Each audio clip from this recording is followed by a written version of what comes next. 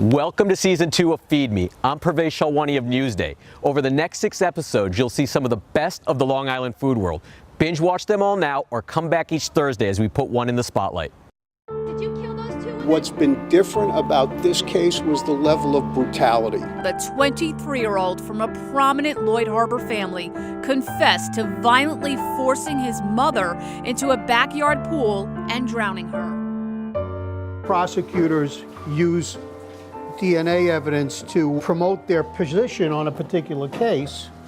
And when you come to the bakery, it's all about chemistry also. And that's part of it that I love about it. Because if you screw it up in the beginning, you got to start from scratch again. There's no I'll fix it later.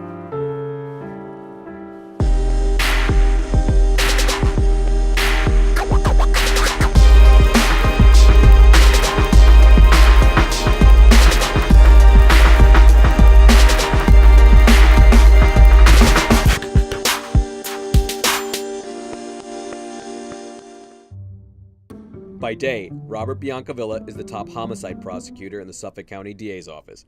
But on the weekends, he becomes Bob the Baker, one of the few artisan bakers on Long Island who crafts breads and pastries from scratch, all inside his modest little shop located here on Main Street in Huntington.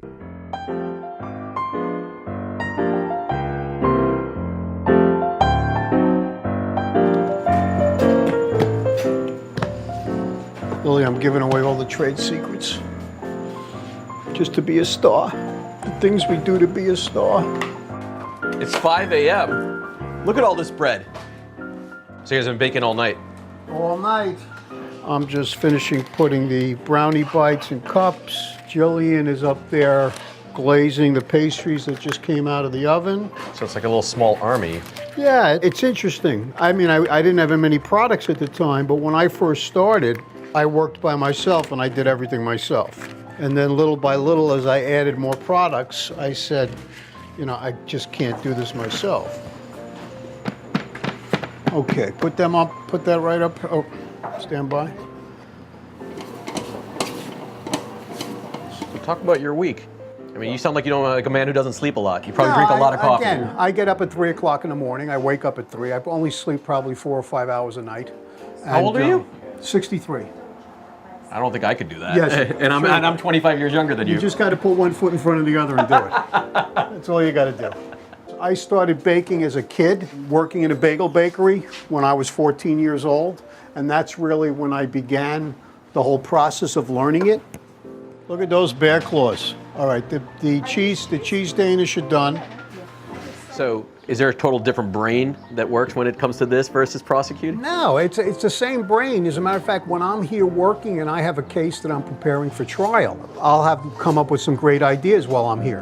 I'm not necessarily thinking about what I'm doing. I'm thinking about, you know, how I'm going to win my next case. During opening arguments in a Riverhead courtroom, the prosecutor told the jury 50-year-old Judge called John Biltjoff the defendant Jr. evil. Would you agree with that assessment? Yeah, and I think I have to concur with that opinion. I mean, when you're my day job, you don't have control over. I had a life-altering experience for the better when Dennis Dillon lost the election in 2005, and Kathleen Rice, the incoming prosecutor, fired me. And I said after that, you know what? Despite the fact that I stayed as a prosecutor, I need to start something for myself that I have complete control over. Nobody's going to fire me here.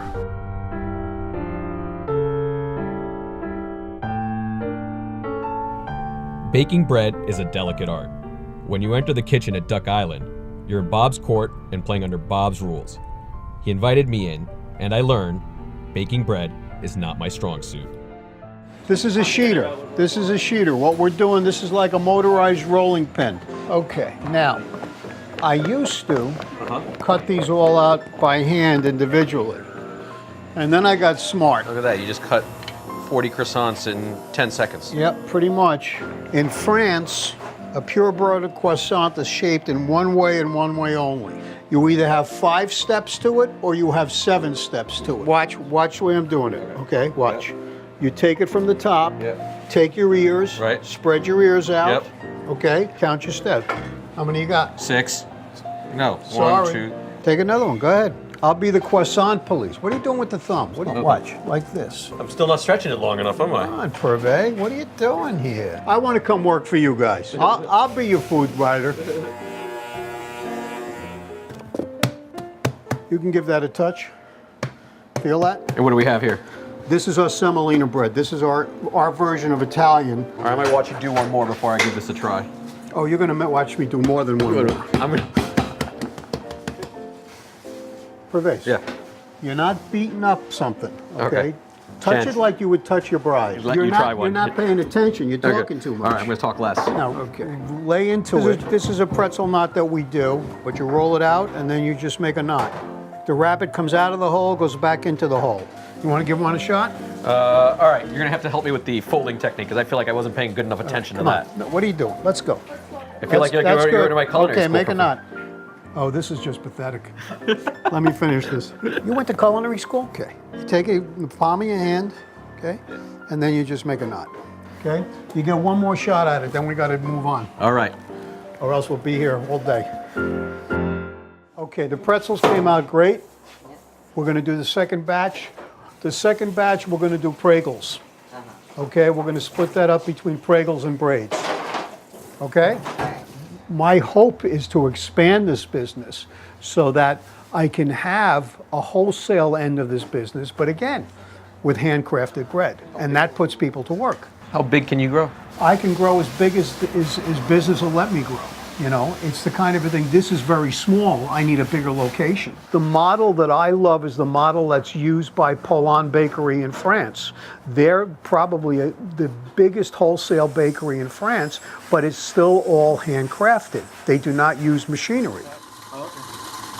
Okay, both of these rye breads are made organically. The Levant and both of these was born in 1982.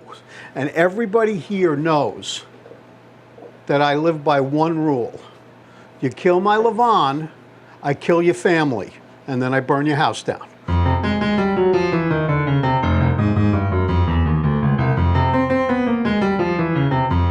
Have we gotten to a point where there's demand for enough of this on Long Island? I think there's a tremendous demand for this. I mean, people come in here from Nassau, people come here from the South Shore. Once people learn about it and taste the difference between our bread and traditional, store-bought bread, if you want something special, and if you want something where you know who made it, then you come here. How are you? You got a little Neil deGrasse in you. Do I? Appreciate it. Pervase. Pervase. How are you? Good, thank you. Good. You ever had anything like this before on Long Island? There are a couple of bakeries that will serve similar things, but I don't think to this degree and to this quality. Seems like you're a regular here. I am. Found out about the place a few months ago, and it seems like every Saturday morning we end up here.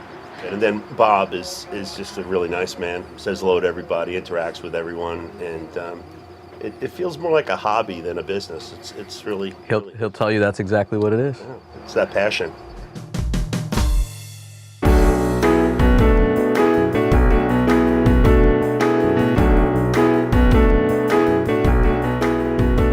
Saturday, Bob takes about 100 loaves he's made overnight to sell at the Northport Farmers Market, where he joins dozens of other vendors.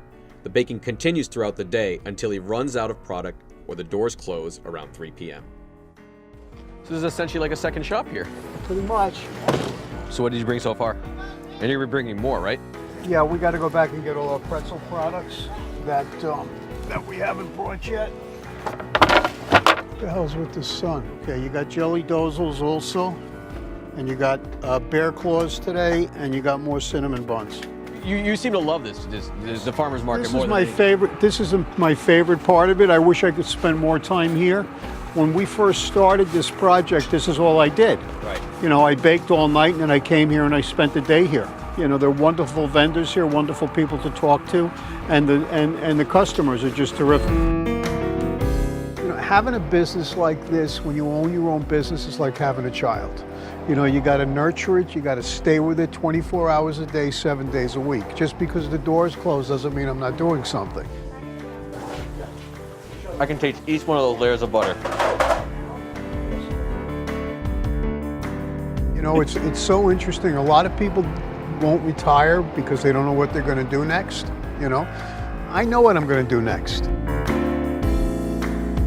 My mom used to say to me, Bobby, what are you going to be if you ever grow up? This is just another phase. I'm continuously evolving.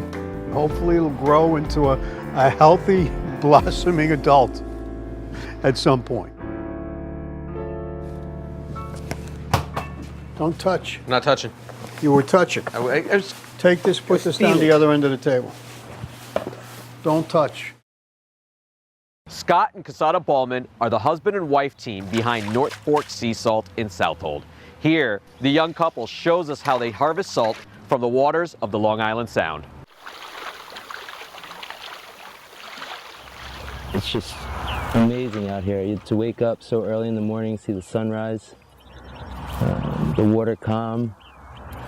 People come out here during the summer. I think the winter time is one of the best times. I mean, it's just as beautiful.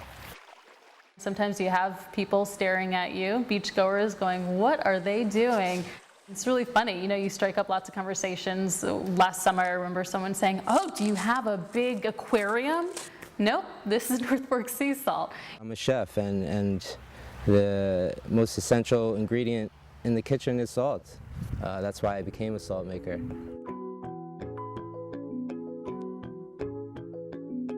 I met and I fell in love with Scott, and we had a discussion before I quit my job. Do we move to the city or do we move out here and start our life? And Scott being a chef and both of us being Pisces and just really loving water. One day we had this moment of clarity and said, we can do this, let's make sea salt. In the past year or so, there's been a lot happening on the North Fork. A lot of people are migrating, chefs, farmers, they're all migrating to the North Fork. It has to do with this big food movement. It's respecting the ingredient. Knowing where your product's coming from is huge. My contribution is similar to the farmer that's growing your cucumbers or your eggplants. I'm harvesting water from the local shorelines. It's very therapeutic. It's completely open. It's like your own little world. You wake up and you walk onto the beach and it's completely silent. You hear the birds, you see the sunrise. It transports you to another world. In the land of margarita pizza and eggplant parm, it's easy to be a vegetarian on Long Island. For vegans, not so much. A few chefs have decided to take the challenge.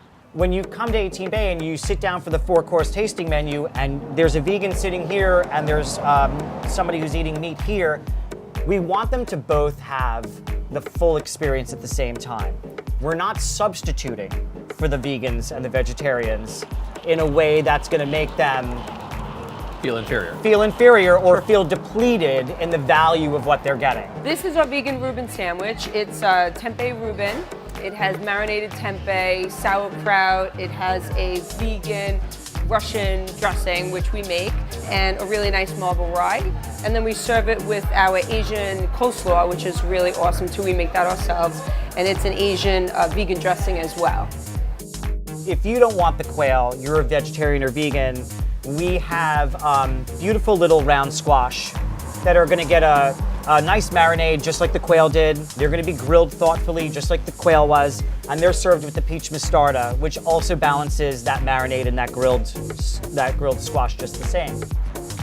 So this is our zucchini Alfredo bowl. We have a layer of spinach, and then we add some raw zucchini noodles that we spiralize in-house. So we top off the zucchini noodles with 2 black bean balls. And the last item is a little bit of our sauce from our chili soup, just to give it a little bit of warmth. And we pour that right over the bean balls and the roasted veggies. And so when we're trying to be thoughtful about the vegan entree, we want it to be balanced. We want them to have the same entree experience. We want them to have a fork and knife experience. And we also want to put a protein on the plate. We work with a lot of hemp seed as a stuffing because it delivers that no nut protein kind of thing. The food we do here, I like to call it vegan Italian comfort food. So you'll see a lot of like standard dishes like eggplant parmesan, seitan parmesan, we have penne alla vodka, and we do all our own pizzas. The pizza here, we make our own mozzarella. It's made from cashew milk, and that's like one of our signature things that people come here for. So we make mozzarella, we make cheddar cheese, we make macadamia feta, we make blue cheese, and they're all made in-house.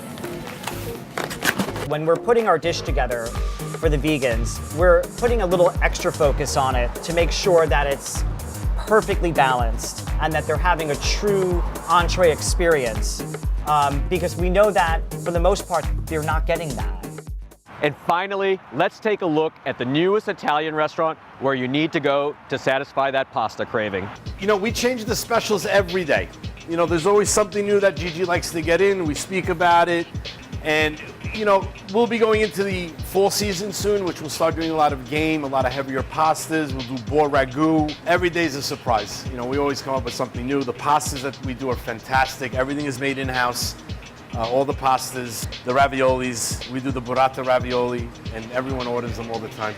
I'm from Florence, Italy. I was born and raised in Florence, Italy. And what we are doing today is a special that we pretty much always have because people really, really love it. It's a burrata cheese with a pistachio, and I'm gonna make mezzaluna. Sometimes we make mezzaluna, sometimes we make cappellacci, sometimes we make regular ravioli. It's up to the days. Every day's a surprise. You know, we always come up with something new. Gigi, what else do we do for specials that I can mention? We fight all the time what we're going to put on the menu, constantly. Thanks for watching us on Feed Me. Visit newsday.com/feedmetv or find us on social media for updates on the best places to eat on Long Island.